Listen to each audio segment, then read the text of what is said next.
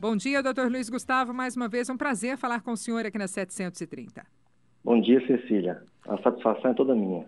Pois é, acho que muita gente deve estar confusa com essa nova decisão, né? Quer dizer agora que casou, beleza, enquanto estiverem felizes para sempre e o para sempre não acabar, tá tudo bem. Acabou, o FGTS será partilhado. Exatamente. É o entendimento que o tribunal firmou, que já vinha sendo decidido pelos tribunais de justiça no âmbito nacional. Cada estado tem um tribunal de justiça, como Goiás, e essa decisão veio do Tribunal do Rio Grande do Sul. É exatamente da forma que você apresentou.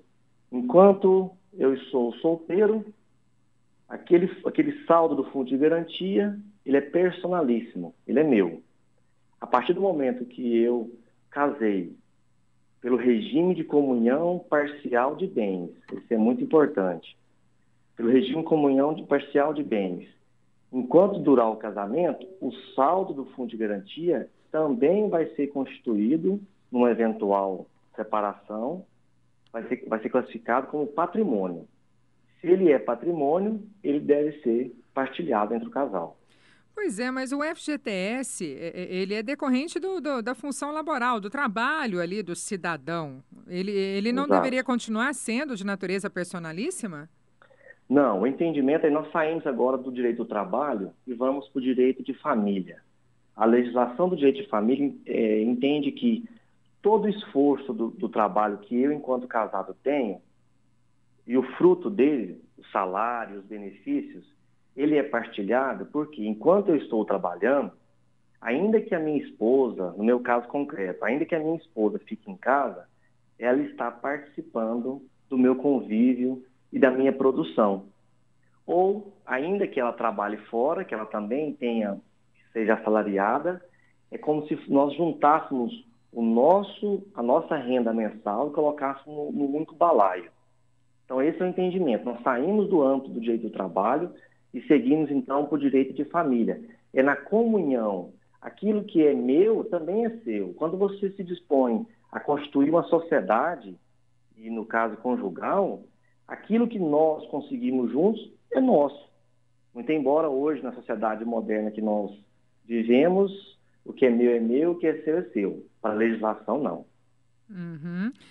No caso dessa legislação, o que é meu, o que é meu também. É meu também, é nosso. Isso, e é bom até o ouvinte ter ciência do que é o casamento, a responsabilidade do casamento.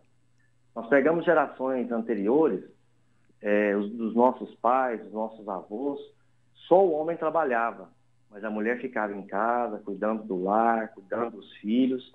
É isso o casamento, é a divisão de tarefas.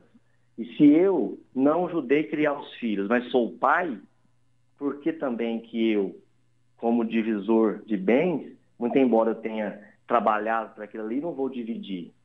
Então, é o avanço da sociedade, mas que a legislação ainda continua rígida nesse sentido. Pois é, e essa decisão, ela serve apenas para quem se casar em regime de comunhão parcial de bens. Exatamente. O regime da decisão específica é comunhão parcial de bens. Aí nós temos outras comunhões, outras formas de casamento, mas especificamente o que foi decidido é comunhão parcial de bens. É uma decisão que foram 9 ministros que votaram, foi 5-4. Então você vê que tem divergência ainda, não é uma decisão unânime, tem Foi bem divergência apertada, ainda né? nesse ponto. Uhum. Quem foi a ministra que era responsável pelo processo, ela trouxe uma decisão para os seus colegas de tribunal e ela foi modificada ao longo do julgamento. E uma vez modificada, aquele voto que veio contrário à decisão, aquele voto que nós chamamos juridicamente, né, o voto que foi contrário à decisão, foi que prevaleceu.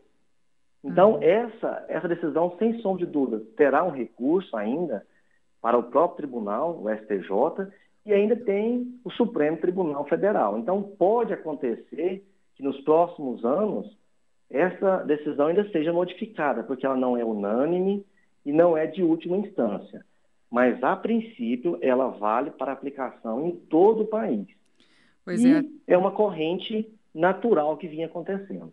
Até para contextualizar melhor aqui para os nossos ouvintes, né?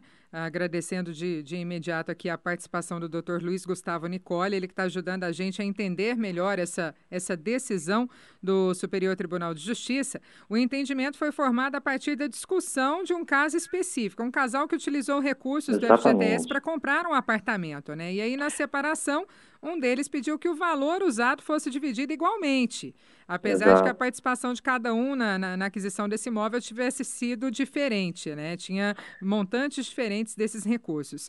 E aí a É, maioria, como o senhor disse, 5-4, né? E acabou seguindo aí o voto do ministro Luiz Felipe Salomão, que defendeu que os valores deveriam ser partilhados entre os dois. exatamente. Até a decisão inicial da ministra Isabel era diferente. O caso concreto, ele é do Rio Grande do Sul, do sul do país, né, do Rio Grande do Sul, é um casal que teve, na aquisição de um apartamento, duas fontes de renda. A primeira foi de uma doação do pai da esposa. Ele doou para a filha um valor X, ajudando a comprar aquele apartamento. E a outra parte foi do saldo do fundo de garantia. Esse casal veio a separar, entrou a discussão. Nós vamos dividir o apartamento ou não?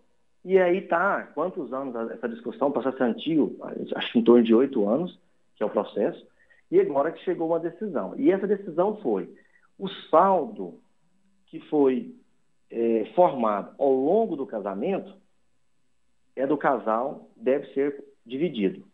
Porém, como esse trabalhador, no caso o homem, ele já trabalhava e já tinha um saldo antes do casamento, essa parte é dele. Então, nós temos aqui duas fatias, antes do casamento e depois do casamento, que é dele. E o saldo, enquanto eles estavam casados, é do casal para ser dividido, é constituído como, considerado como patrimônio. E aí a decisão, então, agora é essa, né? Por exemplo, eu, Cecília Barcelos, me casando amanhã, o que eu tenho até hoje no meu FGTS é meu saldo de FGTS Exato. é meu. A partir do momento que eu me casar, isso faz parte, casando em comunhão parcial de bens, faz parte do patrimônio do casal. Exatamente, Cecília. Ó, eu vou te dizer, vale a pena, Investindo viu? ou não, hein, doutor? Oi? Investindo ou não na aquisição de um imóvel, isso aí é patrimônio do casal. Exatamente. Investindo não, é o saldo. Se você sacar esse dinheiro e comprar um imóvel, um carro, esse dinheiro utilizado no saque, ele deve ser dividido. Ou não, nós não sacamos, o dinheiro está na conta, ele está guardado, ainda no saldo do fundo de garantia, depositado na Caixa Econômica. Você vai dividir aquele valor específico daquele período. E aí, Uhum. até dou uma recomendação aos casais que estão que todo dia casa, né, e entra numa nova divisão de patrimônio, que se ele for constituir um casamento, for adquirir um patrimônio, que tente fazer o saque do período do casamento. Aquele período que foi enquanto você era solteiro, deixa ele quieto, não traga isso para a aquisição de um bem imóvel ou um bem imóvel, porque daqui a alguns anos, se essa sociedade conjugal, infelizmente, não der certo, esse tema vai ser tema de discussão. E aí vai ter que parar no Poder Judiciário para ter a solução. Vale a dica, entendi o recado direitinho, viu, doutor? O meu saldo, então, caso eu me case, o que eu tenho até agora é meu e pronto, e aí eu só vou utilizar daí para frente na aquisição de algo em comum com o meu futuro Exatamente. marido. Cecília, mas vale a pena casar, viu? Casar é Vale? muito bom, vale muito a pena. Ah, pois é, uma hora eu vou descobrir se isso aí vale a pena ou não, doutor. Até agora ainda não encarei o desafio, não, viu? Vamos lá, doutor, até um outro questionamento. A gente está falando de casamento, mas hoje, até perante a justiça, existe também a união estável. Vale também no caso de união estável? Vale também, porque aí você, hoje já é considerado mesmo a mesma sociedade. O poder, muito embora nós não temos uma legislação específica, mas o Poder Judiciário já entende que, seja uma união de fato ou um casamento registrado, os direitos são os mesmos. Uhum. Viu? Esse negócio de casamento deve ser bom mesmo, porque tem gente que casa um monte de vezes, né? Meu Ah, não, pai mesmo aí, já está no terceiro. aí eu já não posso te falar que eu casei uma vez só e quero ficar para sempre com a minha esposa. Deus abençoe que continue assim, viu, Amém. doutor? Porque só dá trabalho esse negócio de casar e separar. Oh, E ainda tem gente que entra nessa depois de novo, né? Casamento foi feito exatamente. para durar a vida inteira. É uma pena que hoje em dia é difícil achar exemplos assim. Mas, doutor, até para a gente explicar uma outra ponta dessa questão, porque de repente o pessoal está ouvindo lá e já tá atento ao assunto, né? E pensando que na hora do divórcio é só correr para o banco e sacar o FGTS. Também não é por aí, né? Também Continuam não as é. mesmas regras para o saque. Exatamente. Aí vamos lá, voltamos para o direito do trabalho. Quais são as possibilidades de saque? Tem a Lei 8.306, que estabelece as possibilidades de saque. Um exemplo, para adquisição de uma casa própria, em caso de doença terminal e outras previsões que tem na própria lei. Se pegar a lei, ela é direta, tem várias previsões. Ou mediante decisão judicial. Então, nesse caso específico lá do STJ, do Paraná, para fazer o saque apenas com a decisão judicial. Não, você não chega na Caixa Econômica e levanta esse valor porque você está separando. Eu vou separar e eu vim cá sacar de tal data para cá. Não, isso aí é somente a decisão do juiz de família no caso do divórcio e da separação. Uhum. Nesse caso específico, havia um imóvel em questão. Então, talvez por conta disso, a decisão judicial tenha sido favorável a efetuar o saque.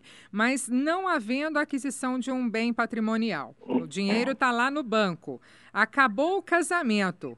Como é que é feita essa separação? Ele continua no banco, cada um na sua conta ali, né?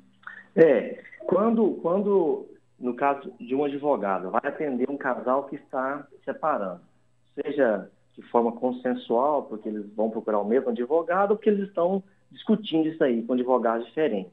Eles vão fazer um rol, vão informar para o advogado quais são os bens que aquele casal tem. Eu tenho um carro, nós temos um carro, temos um apartamento, eu tenho um saldo do fundo de garantia de 50 mil e ela tem um saldo do fundo de garantia de 30 mil.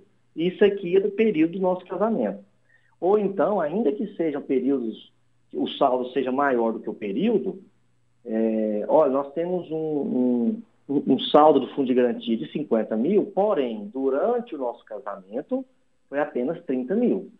Então, no momento da separação, muito embora é difícil, emocionalmente o casal está abalado, mas é preciso ter sabedoria e ter sinceridade. Nós temos um saldo de 50 mil, mas apenas 30 mil é ao longo do período que estivemos casados. Ponto. Vamos colocar isso na separação e o juiz de família, na hora da decisão, ele vai dizer: o carro tem que ser vendido, tem que ser distribuído o valor de forma igual, o saldo do fundo de garantia. Aí tem a compensação, o juiz pode dizer que vai ser o caso desse lá do STJ. Não é nem um saldo. Eles já compraram o apartamento. E agora, como é que faz? Como eles têm mais de um patrimônio, olha, o apartamento faz avaliação, custa 100 mil. 30 mil foi de saldo do fundo de garantia. Então, você fica o apartamento e paga 30 mil para o seu cônjuge. Então, isso, quem vai solucionar são os advogados e o juiz de família. O importante é ter ciência de quanto nós arrecadamos do fundo de garantia enquanto estávamos casados. Esse é o ponto. A divisão não é vai lá e saca 15 mil para você e 15 mil para mim. Ou então nós compramos um imóvel agora. Como é que nós vamos fazer? Então, a lei de família tudo prevê. É a compensação. Você fica com um imóvel que vale 100, eu fico com um carro que vale 30, mas você me dá minha parte em dinheiro. Uhum. Entendeu? Entendi, acho que ficou bem claro. E aí, nessa decisão também do STJ, a Caixa Econômica vai ter que ficar mais atenta, né? Porque ela também entrará nessa questão, já que é a responsável por gerenciar o fundo. Exatamente. Só que a Caixa ela é cautelosa. Para ela fazer o saque do fundo de garantia, ela monta um processo e ela pede toda a documentação. Se são casados, a certidão de casamento, averbado em cartório, né, com certeza. Se não é casado, vai apresentar apenas a certidão de nascimento, com RG, não tem casamento. Se for casado, tem que ter assinatura dos dois. Então, a Caixa ela tem já, por cautela, pela própria assessoria jurídica que acompanha as tramitações bancárias, um padrão de documentação. É tranquilo. Não vai ter nenhuma discussão que vai atingir o que a Caixa, até hoje, tem feito na divisão e no saque desse fundo de garantia. O ponto em questão é apenas o casal. Como que o casal vai fazer o saque desse valor? Se for na separação, apenas mediante a decisão do juiz. Não tem alternativa. Ok. Reforçando então, doutor Luiz Gustavo, essa decisão é recente, foi apertada, né? Foram 5 votos contra 4. O senhor disse que cabe recurso ainda, mas até para a gente entender, por enquanto está decidida, ainda não entrou com recurso. Está valendo? Está valendo. Tá. Amanhã, um juiz de família, segunda-feira, um juiz de família pode dar uma decisão aqui em Goiânia, embasada nessa decisão do STJ. Do tribunal em Brasília, que é um tribunal superior em relação ao juiz que está dando a decisão aqui em Goiânia. Ela está valendo. Até que venha uma outra decisão e diga que não. E por que ela está valendo? Porque ela já foi discutida no âmbito do tribunal.